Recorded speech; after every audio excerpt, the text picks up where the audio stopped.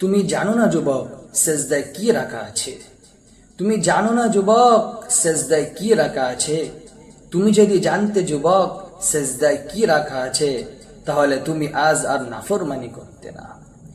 যুবক, তুমি যদি জানতে সেজদায় কি রাখা আছে, তাহলে আজ আর নামাজ কাজা করতে না, সে রবকে ভুলে থাকতে না।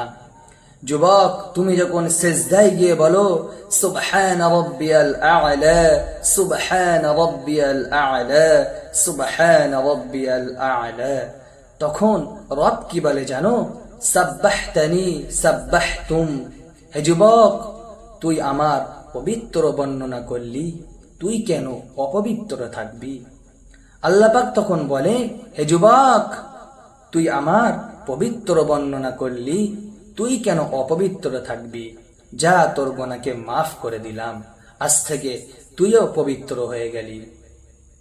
সুবহানাল্লাহ, সুবহানাল্লাহ। আমরা সকলেই বেশি বেশি করে এই হাদিসটি শেয়ার করে দিই, যাতে আরো মানুষের কাছে এই বার্তাটি পৌঁছে যায়, তারাও বেশি বেশি আমল করতে পারে, সে রবের নিকট তাদের গুনাহগুলোকে মাফ করিয়ে নিয়ে আখিরাতের রাস্তাকে আরো সহজময় গড়ে তুলুক।